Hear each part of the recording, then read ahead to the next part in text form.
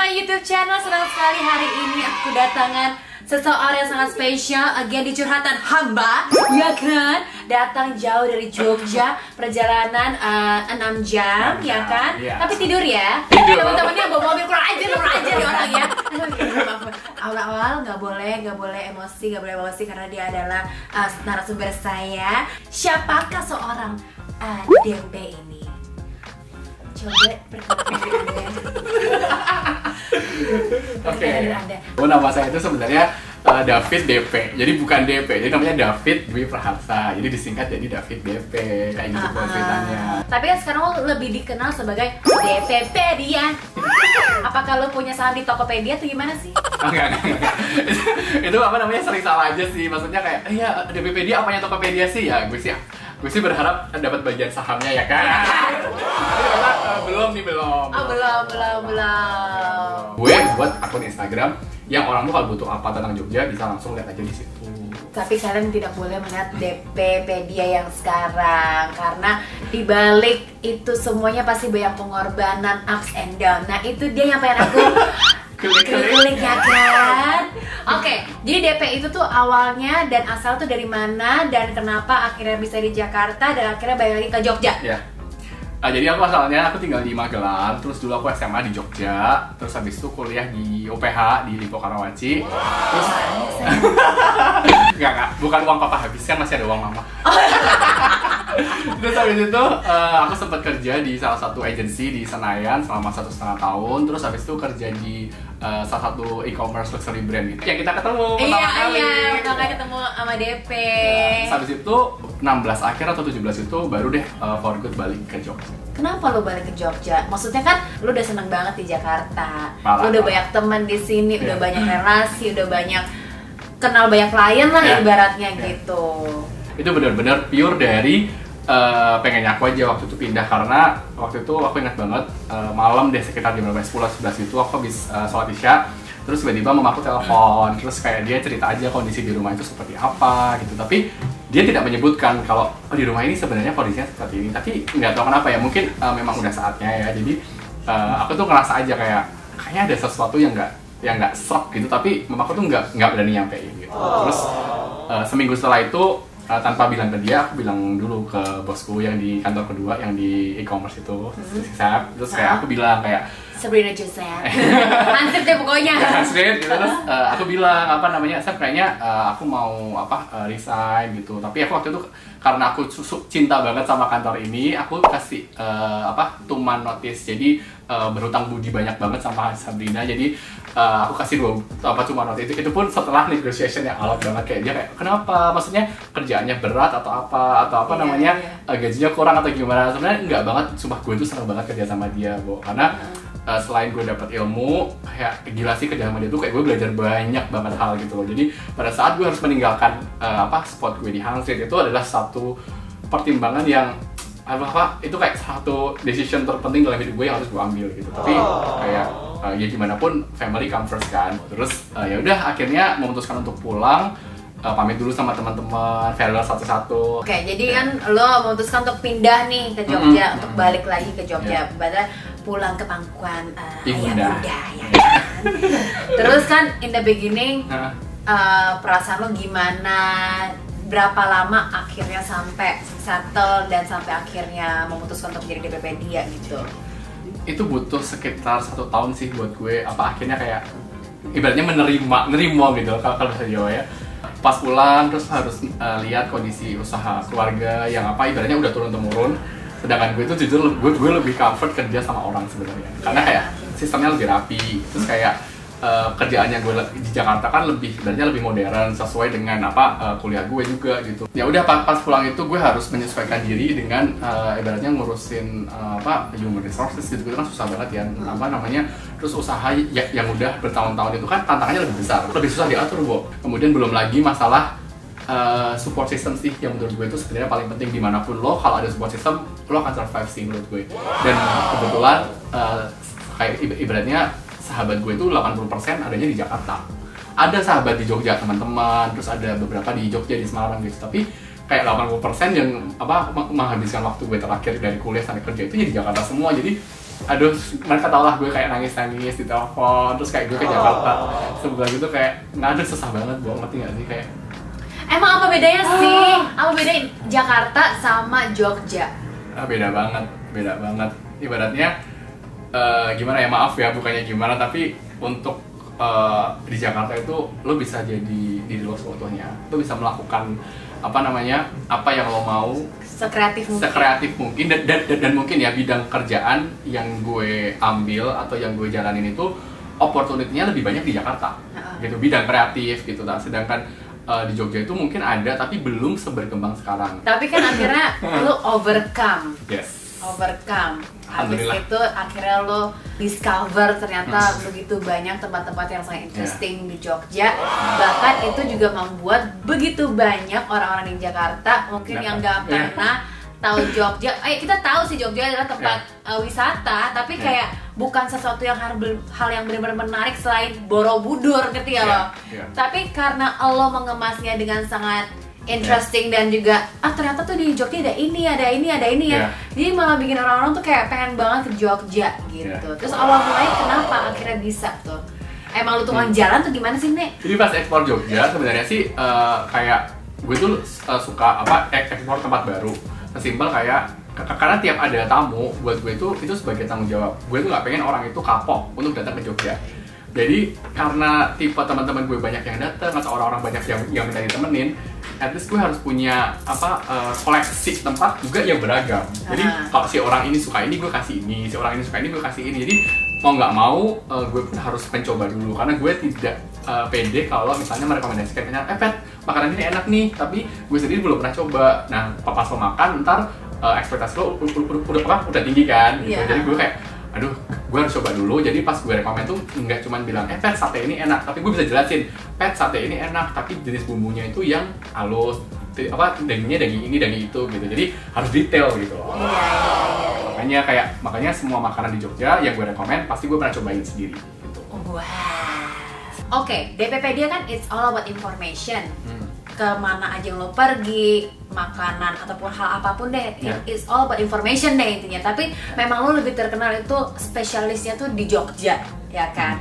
Kan sekarang udah koronces, Say. Lo gak bisa pergi, di rumah aja. Jadi lo mau ngasih informasi apa lagi, Say?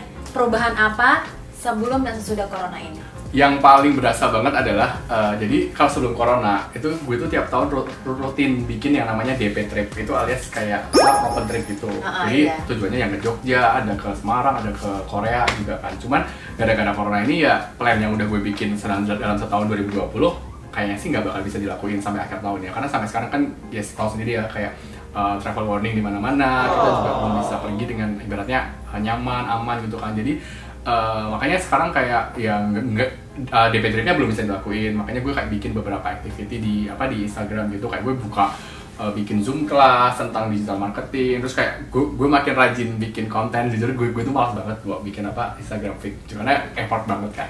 Jadi kayak gue lebih senang ngomong di story sebenarnya gitu. Jadi sekarang kayak selama karantina ini gue lebih aktif bikin Instagram feed, terus nonton Netflix, drama-drama Korea gitu. Jadi kayak bikin merchandise. Pokoknya yang gue senang juga, followers gue juga senang deh. Maklum banyak ibu-ibu dengan makin drama ya, Say. Drakor. Padahal rambutnya kayak Itaewon Class. Dan ngomongin itu juga kan, akhirnya lu jual apa tuh yang merchandise apa sih itu? Iya, jadi gini sebenarnya ya, motivasi gue jual si air freshener itu, pewangi ruangan itu karena gue tau vendor ini nih.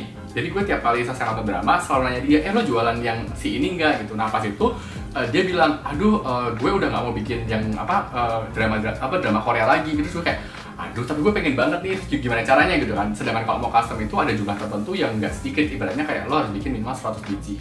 Terus gue kayak, gimana ya caranya ya? Terus kayak, oke.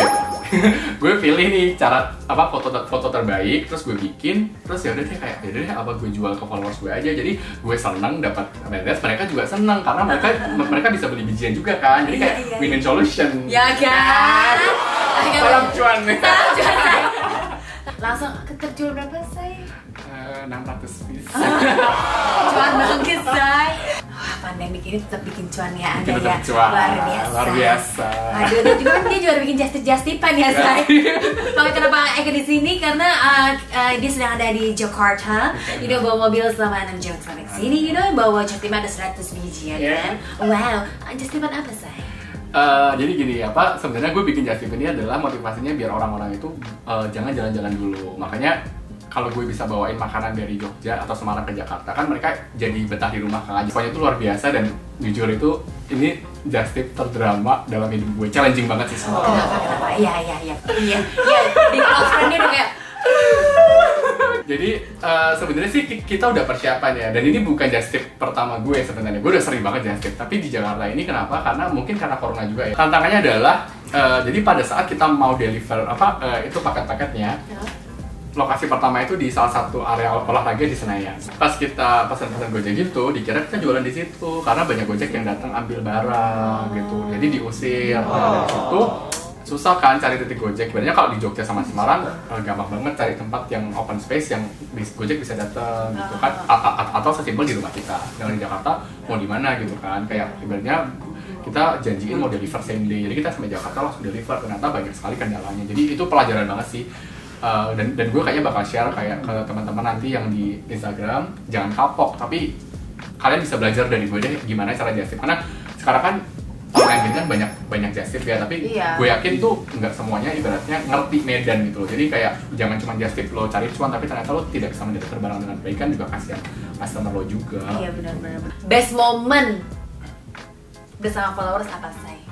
Best moment bersama followers banyak banget sebenarnya. Yang baru banget kejadian itu kayak baru sebulan, 2 bulan yang lalu, itu pas COVID ini kan pasti ya lo sebagai seorang public figure kan pasti ibaratnya di DM kan kayak, "Kak, share ini dong, share itu, share usaha gue," gitu kan. Cuman gue tuh punya cara sendiri untuk membantu orang. Gue tidak mau asal nge-share gitu. Kenapa? Karena itu juga bisa jadi bumerang juga buat kita. Karena story kita jadi skippable, ya kan? Kayak orang jadi malas juga kan lihat. Itu yang pertama. Makanya gue kemarin bikin donasi gitu, kayak gue ngebantu orang-orang yang berdampak di Jogja, dan itu spesifik orang yang terdampak secara pariwisata. Jadi gue buka donasi online via Instastory aja gitu selama nggak nyampe 2 hari, cuman kayak 30 jam gitu. Gila sih, gue nggak nyangka banget. Gue jujur, gue expect cuman sekitar 10-15 juta. Selama hampir 2 hari, 91 juta. Gue itu kayak deg-degan mau nangis, kayak amazed banget. Kayak pas gue bangun tuh kayak begitu malam di announce pagi kayak 30 juta, terus kayak naik sampai puncaknya 91 juta dalam kurang dari 2 hari. Itu kayak gue kayak bersyukur banget punya komunitas di sosial media yang sangat-sangat sportif, sangat-sangat positif. Mereka tuh nggak pernah gue nggak pernah dapat hate comment itu bisa dihitung banget, tapi mereka lebih kayak yang baik gitu. Jadi kalau ada orang bilang ya kayak Instagram itu toxic, sebenarnya itu bukan platformnya sih, tapi penggunanya. Dan kan kita bisa stop ya kapan pakai kapan enggak, mau follow siapa, mau baca siapa. Jadi sosial media itu sangat berguna sih sebenarnya. Kayak contohnya itu gue senang banget sih bisa pakai platform gue dengan maksimal, bisa bantu orang kayak gitu. Oke, 2,5 tahun sebagai DPP dia, tapi sudah berapa tahun Anda sebagai penggemar Agnes Mo? Oke, sekarang kita Agnation ya say? Agnation namanya. Agnation. Dia ini gak pernah miss satupun show-nya Agnes Mo. Sampai ke LA pun dia datengin, sampai di-recognize sama Agnes Mo. Terus David, ini saya sampai hafal ya, anak-anak Agnation yang dari mana-mana yang kadang-kadang suka tiba-tiba saya lagi show di mana tiba-tiba mukanya muncul. Tapi kalau dia kayaknya gue percaya sih mukanya di mana-mana. Sampai kadang-kadang yang private parties juga dia bisa masuk. Kalau ditanya ya, pasti pertanyaan orang itu kalau kenal David DP ya, David DP yang Agnes itu ya gitu. Itu kayak udah cap gue dari SMP gitu. Jadi SMP cok. Gue ngefans Agnes tapi bukan dari Agnes pernikahan ini. Gue ngefans Agnes itu dari kalau lo tahu. Bukan. Gue ngefans Agnes itu dari zaman Agnes main sinetron Ku Telah Jatuh Cinta yang sama Irwan Syah sama Zumi Zola.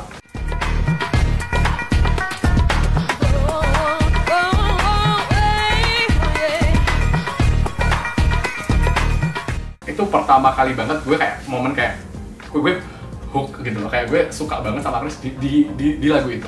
Seiring berjalannya waktu, pas gue mulai cari tahu tentang dia gitu, bukan cuman gue suka dia secara visual ya, kayak cantik, terus suaranya bagus, tapi semakin gue mengenal dia secara pribadi, kayak orangnya tuh sangat-sangat emang sedisiplin yang di TV, bukan cuman ala-ala doang gitu. Itu yang makin gue bikin termotivasi banget, dan kayak dia jadi one of my inspiration gitu, dan banyak banget di hidup gue yang gara-gara dia gitu. Kayak gue dapet my first job setelah fresh graduate itu pada saat interview di agency di Senayan itu, yang ditanya bukan IP gue berapa, tapi pengalaman gue pernah jadi admin fan clubnya Agnes. Gara-gara itu gue direkrut. Gila kan? Kayak gila sih. Semesta itu ajaib banget sih cara memberikan pekerjaan, dan lo nggak pernah tahu pengalaman mana yang akan berguna. Kayak padahal kan orang kayak aduh ngapain sih ngejar-ngejar artis, tapi gini ya, memang ada orang ngefans artis dengan cara yang sorry banget alay. Tapi kalau gue masih tahu kapasitas gitu, jadi kayak gue kalau ketemu Agnes itu nggak pengen yang kayak megang-megang itu, nggak pengen. Jadi gue lebih kayak lihat dia tuh malah starstruck gitu loh, kayak gitu. Jadi kayak lebih kayak amazed, terus jadi diam gitu. Terus nonton show-nya itu dari pindah Jakarta sih. Jadi motivasi kuliah di Jakarta salah satunya untuk nonton Agnes sih. Jangan bilang gara-gara dia juga sekolah di PH. Yes. Oh my god. Ya Tuhan Yesus. Tapi pas gue masuk dia keluar udahan. Ya iya beda zaman dong, Say. Beda tahun, Say. Beda tahun. Ya. Terus tuh sampai PH lu tetep nanya-nanya, Agnes mau dulu tuh gini gitu. Iya, nanya ke dosen doang sih, kayak pernah ngajar Agnes nggak gitu. Terus kan dulu Agnes di UPH ambil hukum kan gitu. Terus kayak tapi gue nggak ambil hukum juga, gue tetap ambil sesuai passion gue gitu. Oh iya, gue kira lu selesai. Waduh, Say. Jadi momen pertama kali Agnes dan timnya sampai ngeh ada gue itu adalah pada saat itu masih zaman di UPH. Jadi gue tuh, jadi Agnes tuh dulu pas zaman tahun-tahun 2009 sampai 2014 tuh sering banget show off air pas weekend. Jadi gue tuh pas weekend dulu jarang banget di Jakarta. Jadi gue ngikutin dia show di mana, di Semarang, di Lampung. Gue pergi ke Lampung, ke Pekanbaru, ke kota-kota yang ibaratnya gue nggak akan pergi ke sana pada itu ya gara-gara nonton punya Agnes. Dan dia mau live show beneran, sama yang show wedding. Gue crash wedding gitu. Gue bawa jas, gue bawa batik, nyumbang cuma buat nonton punya Agnes. Itu beneran sumpah. Ya ampun Depe, serius kan lo? Serius. Terus sampai kan di kalangan fans-fansnya Agnes zaman itu sampai mereka bingung kayak, kok David selalu tahu hotelnya Agnes di mana, flightnya gimana. Gue nggak pernah nanya ke manajemen, karena gimana pun gue respect dong yang namanya flight, yang namanya hotel itu kan all privacy kan. Jadi ya gue ini aja browsing, terus kayak kira-kira aja, kira-kira kalau artis itu nyampe kota itu kan pasti jam-jam siar, jam-jam lunch time. Nah gue ketik aja di situ. Terus kalau hotelnya ya pasti Agnes kena di hotel paling bagus dong. Ya gue cari aja tuh dulu di Agoda gitu kan, kayak hotel paling bagus di kota Semarang apa, di kota ini apa. Ya udah gue ikutin aja nginep di situ gitu. Oh my god. Hey, come on, guys.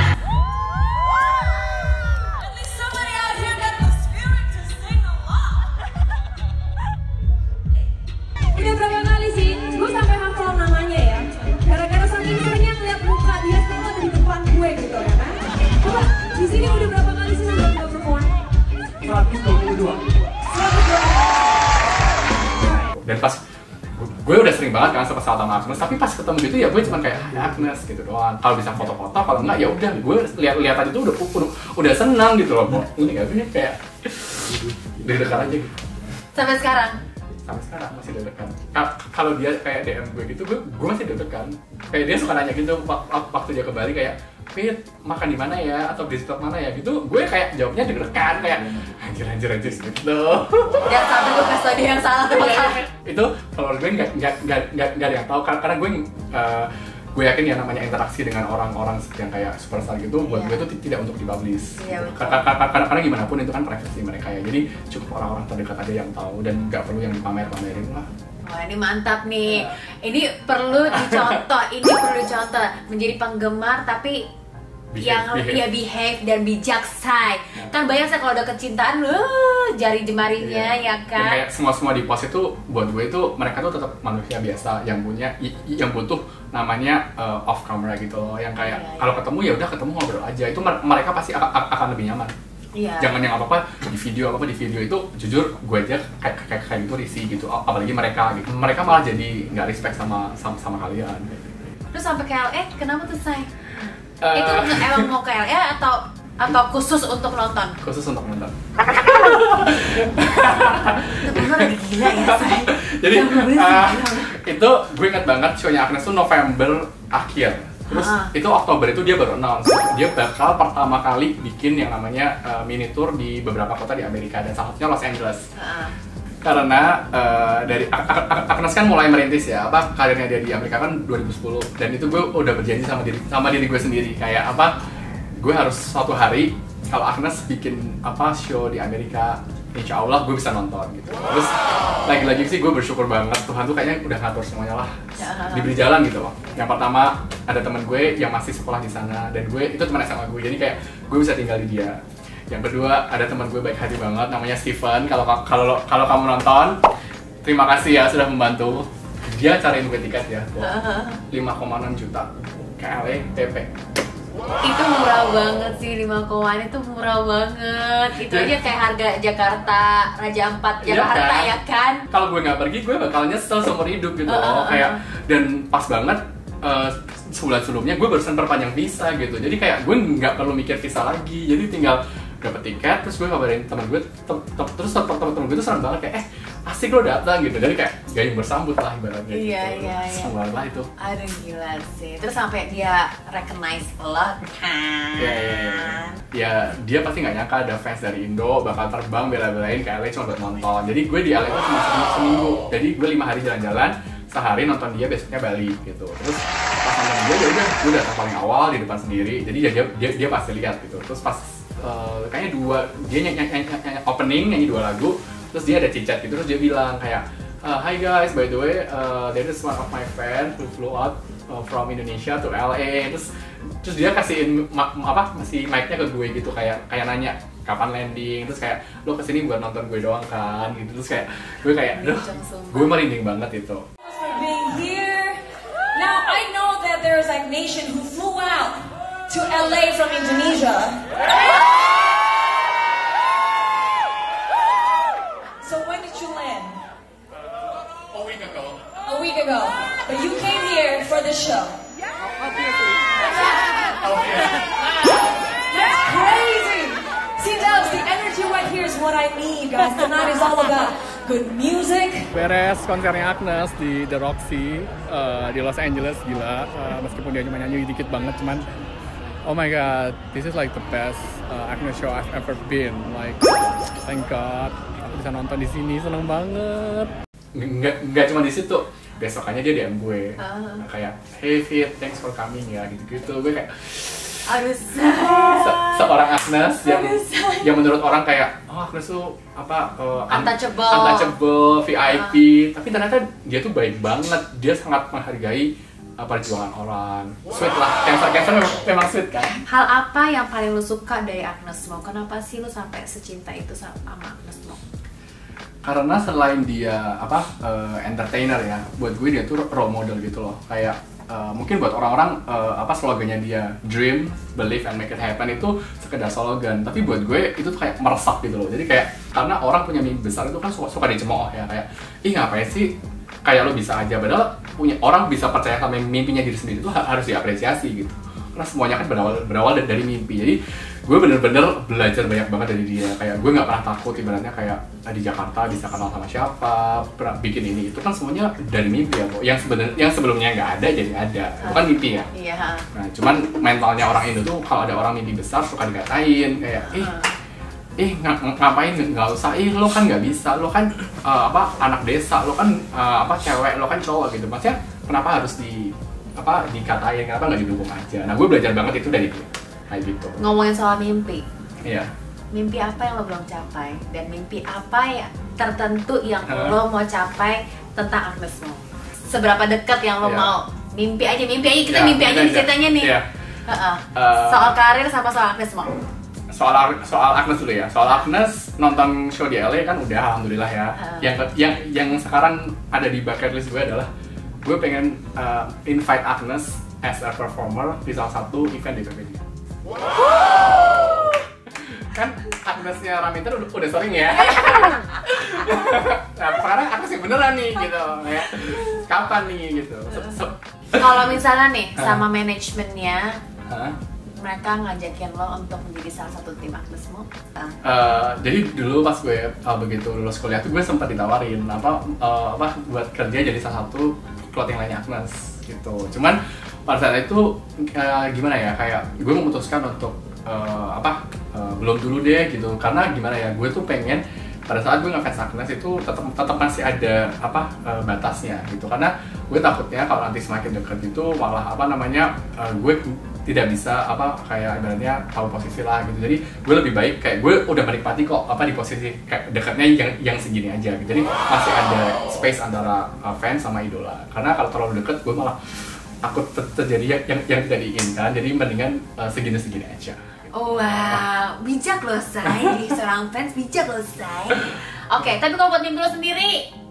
Gue pengen umroh sama naik haji sama nyokap. Amin. Setelah Torontos pasti bisa. Amin. Ya kan dapat cuan Say. Bisa Say. Oke, last but not least, DP lo mau ngomong apa buat followers lo atau nggak orang-orang yang menonton ini? Sekarang kalian di rumah dulu aja, kalian nabung duitnya buat liburan, disimpan dulu biar nanti begitu situasinya udah kondusif baru deh kalian pergi, bisa spend duit kalian kemana yang jauh-jauh, ke Jogja juga. Stay safe, stay healthy and stay home. Yes, thank you so much DP. Sama-sama Pet. Sudah memberikan aku kesempatan untuk interview dengan dia. Dadakan ya. Dadakan banget Say, gak ada rencana, pokoknya dadakan aja ya kan. Karena DP ini salah satu orang yang menurut gue menginspirasi. Bukan hanya karena dia adalah seorang DPpedia, karena gue cukup tahu dari dia masih yang David DP jadi dia DPpedia. Jadi dia juga emang gue suka banget nontonin dan bacain instastory dia karena benar-benar informatif sekali. I wish I can do that, but I cannot. Kebanyakan bebencongan kalau informatif ke bebencongan ke ya kan. Ya sudah, thank you so much. Don't forget to subscribe, like, and comment down below, and don't forget to follow his Instagram. Hai.